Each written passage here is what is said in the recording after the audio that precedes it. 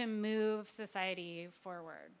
And it's so interesting, as I was going through the book, it called back for me like college courses about like American culture, and I guess post World War II, the clubs really took off, and there were bowling leagues, and like my grandmother was in a bridge club for decades, and in a lot of ways, what's happening, these communities, these individuals who are stepping up for themselves and for their communities, it's almost like a new version of that club movement, would you say? Yeah, no, that's exactly right. And from the left, we often talk about the collapse of, bowling alone is sort of the ultimate scholarly work that really makes this point about the collapse of secular public life. And then from the right, there's a lot of focus in the country on the collapse of religious institutions as a center of civic life. And I think in many places in the country, we're sort of looking for that new place where people can work together. And I should say that, I should have said this at the outset, but the thing that this book is really about, the part of Discarded America that it's really about, is governments that are both poor and broke. And because the governments of these places are poor and broke, they're in part broke because they're poor, and their people stay poor in part because their government is broke. And because of that, the government can't serve this civic function either, because its institutions, whether they're libraries or youth programs or summer programs or even events that bring people together on holidays, that part of civic culture also retreats. And so it's this kind of triple threat of, religion and secular lives and business, because this is a private business, a reminder that some forms of private business can actually create tons of energy and connectivity in a city. And when that also retreats, you have, anyway, yes, Discarded America. So talk to us a little bit about, you've talked about broken local governments and poor communities. But especially in these last couple of years with the pandemic, it's like money coming from the Biden administration. But still, there are cities and towns that continue to struggle. So what is the story behind that? Like, why are they broke? Yeah, no, that's exactly right. Actually, if you go back to the 80s, there has been a general slide in the amount of money that has moved from the federal government toward poverty in the country. And sometimes that money used to travel through states, so states are distributing down the ladder to their poorest cities fewer dollars. So generally speaking, since the 80s, the amount of redistribution for the policy wonks in the room has gone down when it comes to moving federal and state money down to poor local governments. But then COVID was this kind of bump because, famously, you all read about it in the newspaper, there has been a resurgence in federal to local funding. But most of that was really dealing with pandemic crisis and pandemic expenses. So local governments use that money in different kinds of ways, but it certainly wasn't enough to make up for this 40-year story behind the scenes.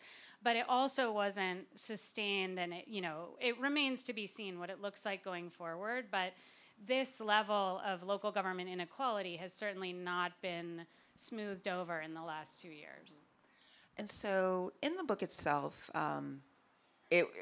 I chuckle because you can kind of tell a lot of times when you get a book, this person's probably a professor. And with you being a law professor, I went to law school at UGA, and the bibliography, that blew my mind. I think I shared that in our call. It's like 60 pages of bibliography. Which means you have less to read if you actually own the book. Exactly. Like, thoroughly researched is an understatement. But so important because, just top of mind, I would imagine, in order to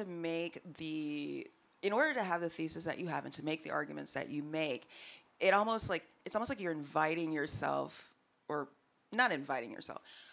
It's almost guaranteed that people are going to try and undermine that and say, no, it's not that the cities, like when, Ferguson, it's not that Ferguson was basically over-policing its black and brown communities to balance its budget. It's just that there was crime, sort of thing. And so the amount of research to rebut that, so impressive. So with that, let's go back to the original question. So the book itself essentially is a series of case studies. We have Stockton, California, Josephine County in Oregon, Lawrence, Massachusetts, which for whatever reason I kept reading as Lawrence, Kansas, and I was like, oh, wow, okay. And then finally caught myself, and Detroit. How did you come to select these areas, and what do they have in common? Yeah, great. I mean, in part, what they have in common is this problem that their governments are poor and went through a period of intervention. They either had to go to bankruptcy, or they were taken over by state receivers to help them pay their basic expenses. And they all have very high metrics of poverty all across the city or all across the county. But I also chose them because of the ways that they're really different. This problem that I'm writing about is really all over the country. It's a rural problem. It's an older suburban problem. It's a big city urban problem. It is red, blue, purple. It is all Black, all Latino, super diverse, and all white, depending on the town. And so in part, I chose them because I deliberately wanted to refuse a story that this particular problem is belongs to one set of politics or one kind of racial group, or is a kind of urban or rural problem, et cetera. So I wanted to sort of force a recognition of this larger national problem that cuts across regions. And I should just say that the book, I also wrote about 4 places in detail so that I could write a more narrative book, because as big as the bibliography is, I tried very hard to make this a human-centered story, because I think we have such strong public narratives, like deep cultural ideas, that these places are full of failed governments that have mismanaged their people, and full of violence and full of just problems. They're highly stigmatized. These kinds of cities, including these 4 in particular, are constantly on clickbait blogs for being like most miserable places in America and so forth. So they're taking this stigma all the time, and I think that stigma runs so deep in our consciousness. And so I wanted to write a narrative book that would actually allow us to sort of sit with the real people and the incredible tenacity and organizing and creativity that you can find in some of our most kind of beleaguered places. That actually, thank you for the segue. Because I do want to shift to really sort of focus in on Stockton. Yes. Welcome to the mission. There are always sound effects. So I'm from Atlanta originally. I've been out here in the Bay for about 10 years. And so I don't know very much about Stockton, other than I now have a few friends who have moved out there, and their commutes are hellacious. They are very pro work from home. I knew of Michael Tubbs, the former mayor, but I also knew that he lost his reelection after introducing universal basic income. So clearly there are complexities and layers.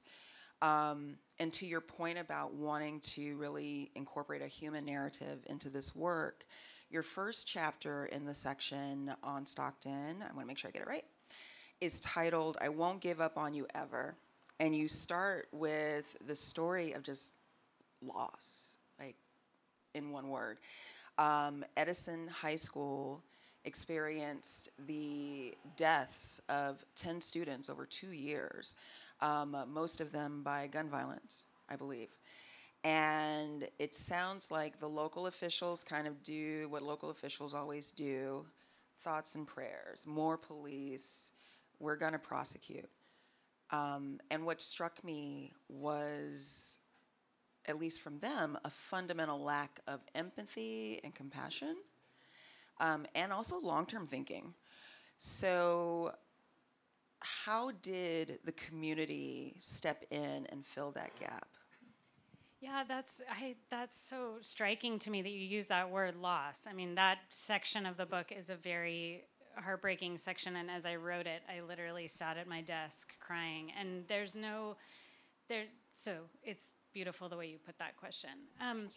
What I write about in the book is the change from the kind of politics you're describing, a politics of punishment and denial, which I think Stockton has been in for really since before the crack epidemic, in which so much violence has been received, just as you put it, with higher levels of police and a kind of law and order response, but also a lot of just denial. And, the reporters from outside have rarely paid any attention to Stockton outside of homicides and then the bankruptcy.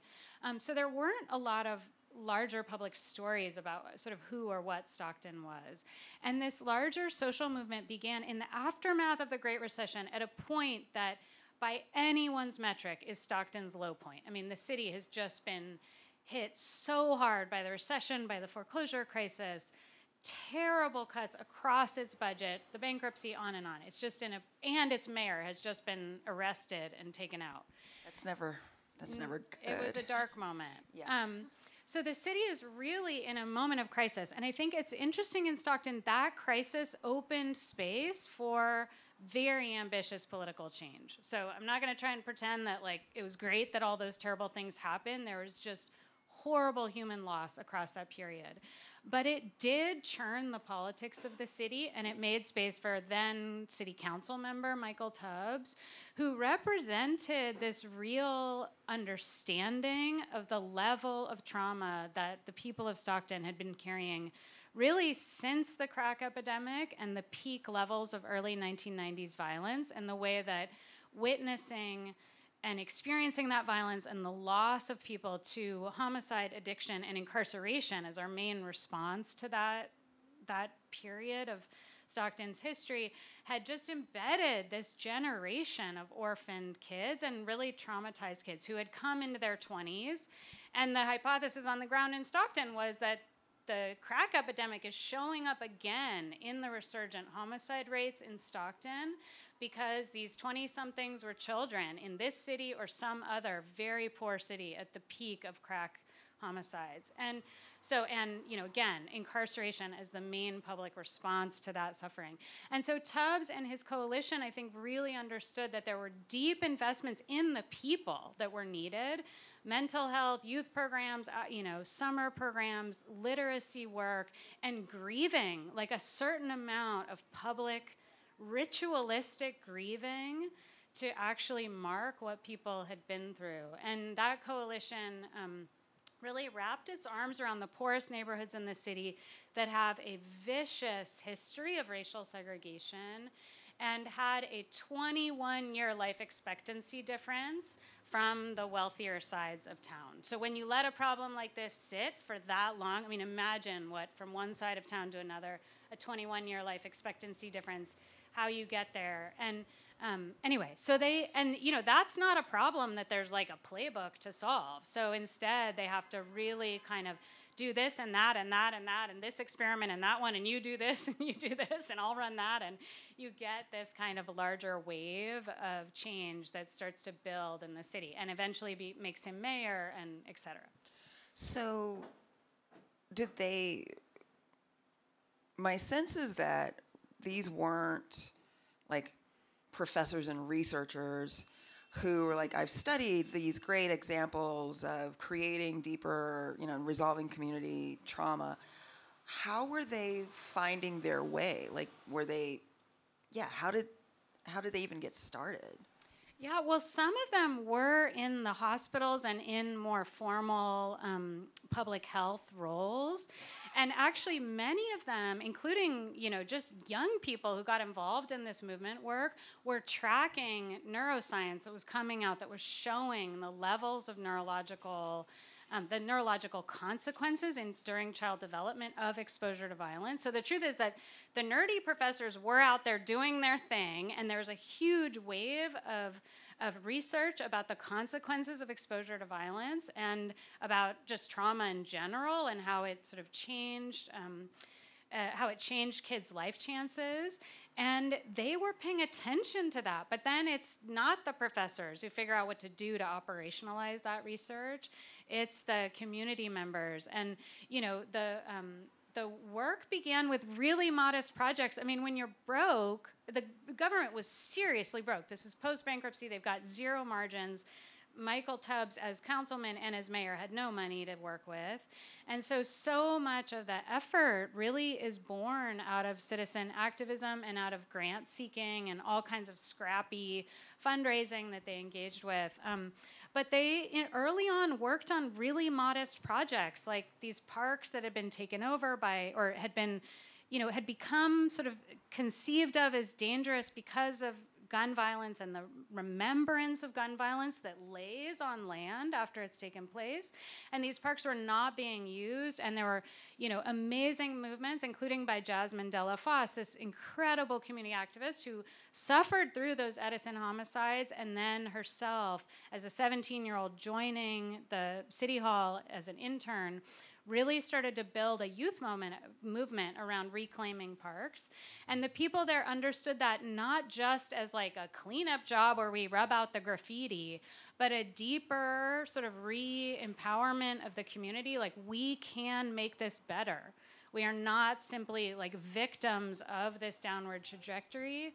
We can actually sort of be part of changing our community and leave our mark here, not as people trying to get out, but as people sort of who are making this place better. And so, I mean, that's amazing, because, a lot of us, we're just like, I made it to 5 o'clock and I'm still standing upright, I'm winning. And they literally are like, no, we're going to reclaim our communities for ourselves and our future generations. It's still in the first chapter. The first section is Stockton, and it is truly powerful. Like I knew very little about Stockton, but to read what it has been through, and I know that's just scratching the surface, is incredible. But there is a point when the activist is talking, and you describe the shirt that she's wearing. And on her shirt, you might have seen these unfortunately, at a lot of memorials and funeral services for young people who have passed. Their family members, instead of doing the whole formal thing, will have a T-shirt with an image of the deceased. And in this instance, the person that she has an image of is actually someone who was working side by side with her, trying to combat the very violence that cut him down. And the quote that you have from him that I had to take a pause, was part of his outreach to the community was, what kind of ancestor do you want to be? And the idea that someone who was clearly out and working for the community, who was thinking so far out, like, what kind of ancestor do I want to be? What kind of ancestor do you want to be? And then he was fallen by this violence. It's like, what was propelling those who remained forward in this work? Because I imagine there was lots of resistance. It couldn't have been easy. Yeah, that line, totally brought me down too. It's such an extraordinary thing, in part because it's heartbreaking. His name is Brandon Harrison, and he was killed when he was 20. And it's heartbreaking in part because he is expecting at some level his own demise, and so it kind of anticipates his own loss. And so I think that's part of why it embodies such tremendous courage. But then also Jasmine Della Fosse, who's wearing that memorial shirt, she's about to attend the arraignment of his shooter. And she too has carried so much loss at tremendous personal risk, I have to say, not from violence, but from politics and, personal attacks and all kinds of, just headwinds.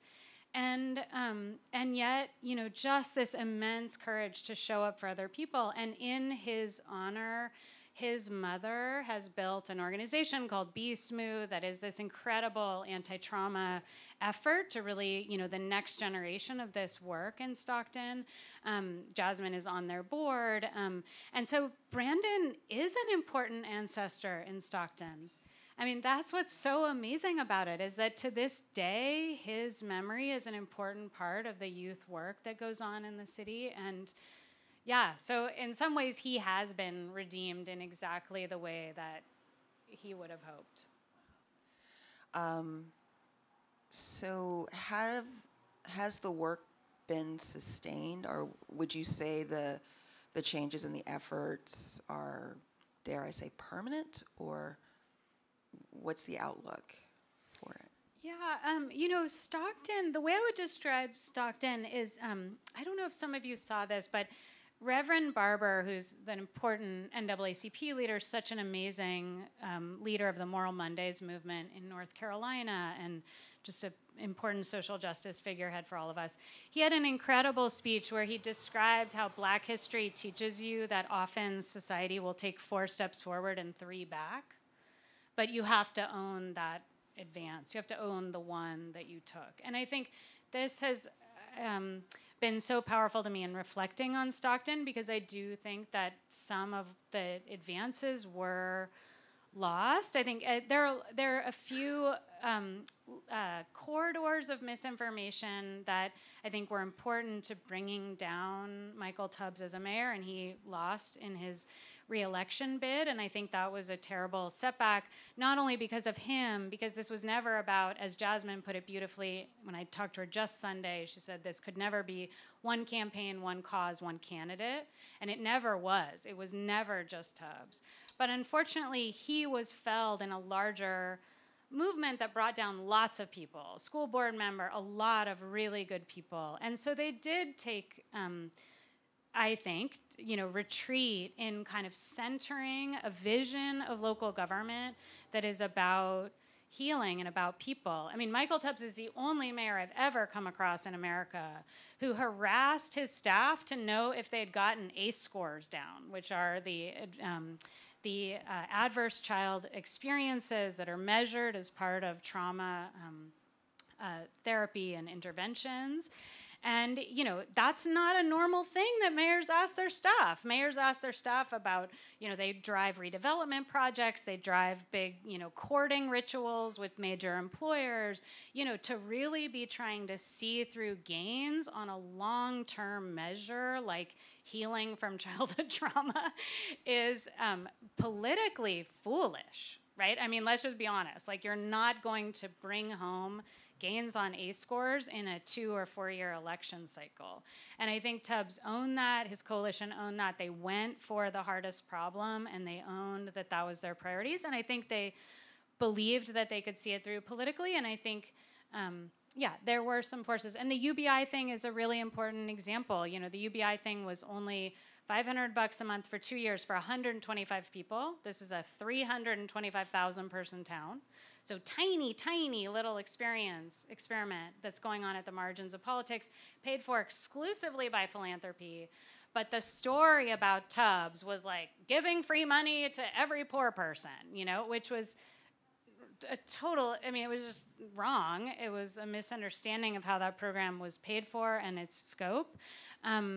But, Stockton is a purple city, and like a lot of purple regions, that means it swings red, it swings blue. It's not actually moderate. And so at some level, there was a certain amount of retreat. Okay. I was going to have another question, and it just went poof. Wait, can I say one other fact Sure, about Stockton? Please do. I'm so sorry. I should have said this right at the outset. It was my mistake. So I think most people in here are Californians, at least for now. And Stockton is the most diverse city in America. And it is one of California's engines of racial diversity. It is an extraordinary thing. To be the most diverse city in America, you've got to have, all of the groups represented. Stockton, I won't go into the numbers, but it's got a huge chunk of African Americans, huge chunk of Asian Americans, Latinos, whites, Native Americans. And that story, like how you get that level of racial diversity in one place, is a magnificent and deeply American story and a deeply Californian story. And so there were moments just as a Californian of sort of learning about Stockton's history that just made me I mean, they're just dazzling and they're dark. You know, there's a lot of terrible things that bring refugees to America and bring refugees to California. And yet, you know, this beautiful kind of experiment that is very distinctly American. And I think if we really cared about diversity, integration, and desegregation as a process, then cities like Stockton and Richmond, California, and others would be like at the center of our national discourse. Like they are really important to these larger projects that as you know, I need not say to anybody in this room, we are struggling with as a country. Yeah. It's so funny when you said that. I have one of my best friends is from Queens, and I was like, oh no, if he's watching, he's gonna be mad because he's always like, Queens is the most diverse. Queens is up there. Oh my God, they will fight. They will literally fight and argue you down, and you're like, I just wanted to get a drink, you know, like, but I'll let him handle those issues on his own. So I just remembered.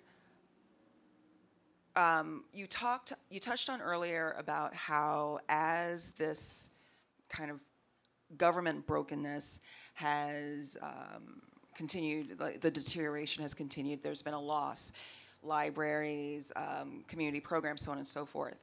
And you also talked about how Tubbs was basically not, there was like a coordinated campaign, an actual group where it's like, we are focused on you and anyone who likes you.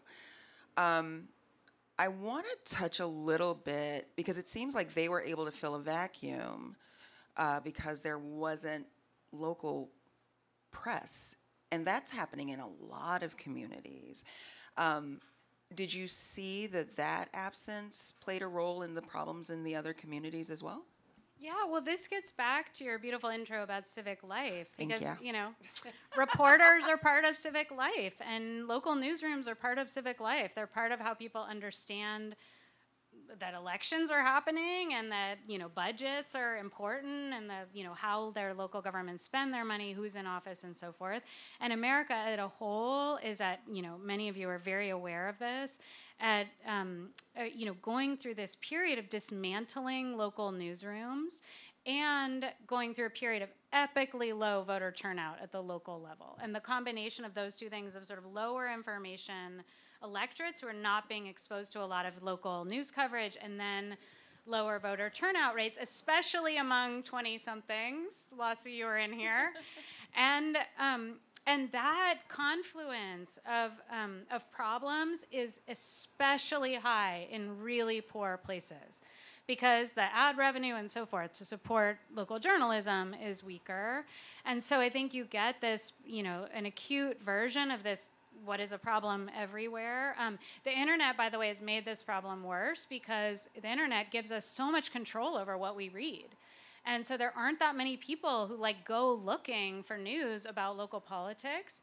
It used to be that in the newspaper, like you'd at least flip over the headlines and you'd like scan the headlines for stuff that wasn't your kind of pet, you know, interest or wasn't top of mind for you. And I think now the levels of voter information are incredibly low, which makes the electorate more susceptible to misinformation. I think we have a weaker kind of civics education culture in K-12 too. And so anyway, I think the electorate is susceptible to misinformation, and I don't want to be taken to be, you know, paternalistic about that or anything. I am guilty of that all the time. You know, we're overwhelmed, and especially in very polarized partisan times where federal politics can feel like the most important thing going on. I think, you know, any of us are susceptible to this. But it does create other problems, and I think we do have to attend to local engagement as its own kind of priority. C.E.G. Manny's in San Francisco. She is now on our marketing team. Okay. I can't help but, as you're talking and explaining, expanding on these ideas, just the different towns or cities that I've been in or have family in, and realizing that pretty much we have these 4 examples, but there's seeds of that pretty much anywhere. And that's really really scary because, with the disinformation risk, there's so many distractions for us now, and it's not until something major really hits to shake us out of it. But on the local level, we may not get those major, shocking moments. It's just a steady decay. Which I know, so sorry. That was supposed to be uplift, steady decay. Like, the words come out and you're like, ooh, that's not going to have the desired effect. Because this transition is not going to be, think of Smurfs. Think of positive things, gummy bears and everything. Because now, after talking about decay, let's talk about Detroit. When you were talking about Mayor Tubbs and basically how his focus on the actual substantive issues challenging his community was like the worst thing he could do for his political career or as a politician. He should have been focused on kissing babies and ribbon cuttings and trying to recruit teams to Stockton. It made me think of the last time I was in Detroit, which at the time I thought, this is brilliant, it's really cool. If you go to Detroit, downtown Detroit, you can literally walk from, I'm not a big sports person, so, don't judge. But you can go from a Detroit Tigers baseball game to a Detroit Lions football game, though why would you want to a Detroit Pistons basketball game, and then whatever their hockey team is, all of these stadiums and structures are all in the center of downtown. And it looks really cool. And I'm like, that's freaking brilliant. Like in Atlanta, we basically joke and call the Braves the Metro Atlanta Braves because they're in the burbs. But in hindsight, the cost to create that and that window dressing, it doesn't take much to drive outside of the downtown area and see the decay that Detroit is still facing. So tell us a little bit before we transition about the story of Detroit. Yeah, I will, and that description is really fair. But I want to just answer the decay thing just for one quick detour, because it is so.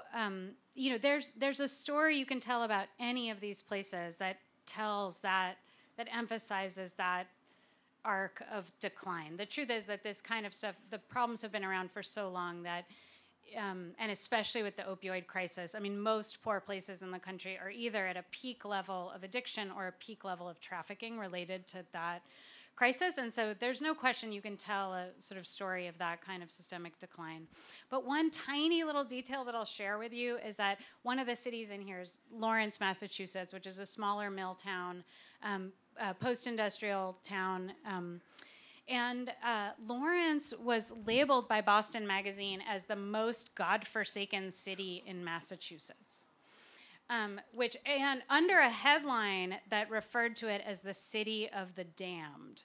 And President Trump had sort of had pilloried Lawrence as being a center of drug distribution in the opioid crisis. It had been sort of a household name in New England for kind of stigmatizing it and just blaming Lawrence for a lot of regional problems. And I couldn't believe being there. And one of the first things I noticed about Lawrence is that a super bizarre number of people hold hands outside. Because it's this amazing immigrant city, and it's got this deep imprint from Dominican and Puerto Rican culture, which is a super affectionate culture. And there's children everywhere with beautifully done braids, like all these signs of loving caregiving at home and affection between parents and kids. There's adults holding hands. I mean, it's a really warm, fond culture. And actually, it's so discordant to sit in a city like that and see all of that warmth and family and just ordinary life in the context of this story that's been told about this place from outside. So I think that was something I tried to do narratively in the book, was like, never pretend that these problems are easy, because they're not easy, and we're going to have to cry sometimes if we're going to be honest about what's going on. And also, don't pretend that everything that's going on in this place is like bullets and blight and, corrupt politicians. And, both of those stories are totally false. And Anyway, so Detroit. And Detroit is like an epicenter of this kind of narrative storytelling. I mean, so, you cannot be an American without kind of hearing of Detroit sort of painted in the story of depopulation and blight.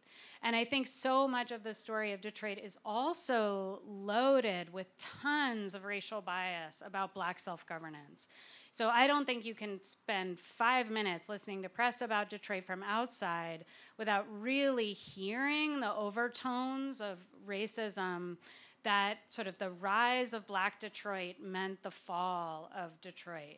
And that is so false, both because racism and anti-Black racism in Detroit has one of the most vicious histories in America. And so if you pay attention to that history, you realize that Black Detroit has really faced every level of fanatical violence and deprivation from housing that America has ever invented. So the sort of history of the city all through the 20th century is a story of, just like you can tell two stories, it's a story of decline, but it's also a story of survival and resilience and tenacity and love for the city, an incredible arts and culture and music story of sort of how music helps people survive across intergenerational poverty. So you can tell a lot of different stories, and you can tell a physical to Detroit story, which is that the downtown, as you describe, has this revival district, like you said, sports, entertainment, et cetera, lots of gentrification in the immediate downtown. That I'll come back to in a minute. And then what is referred to in Detroit as the neighborhoods, is the larger sweep of the city's territory, which has been in this sustained foreclosure crisis that is ongoing to this day, a massive wave of mortgage foreclosures around the Great Recession, a massive wave of tax foreclosures, and a new wave of foreclosures of these land contracts, these predatory land contracts. And so Detroit right now is at a peak in its history of Black land loss, of a massive wealth transfer from Black homeownership, from a majority Black homeownership city to a majority Black tenant city, and immense levels of speculation. And so Detroit, we have this fantasy that Detroit is like the middle-class city, so symbolic of kind of our mid-20th century middle class modesty and so forth. But Detroit now should be understood as the poster child of American inequality, in which there's lots, and we don't have to look very far from sitting right here, lots and lots of money at the high end of the markets in the country. And then that makes Detroit's land so cheap that real estate portfolios can drink up these giant holdings of property from across the city. So it's an inequality story that is driving these foreclosures and evictions. And so once again, Black Detroit and the larger Detroit, because Detroit is the fastest diversifying city in America, this larger community has to figure out, how do we get a grip on that? How do we get a grip on 120,000 homeowners and counting who have all lost their homes? And so they've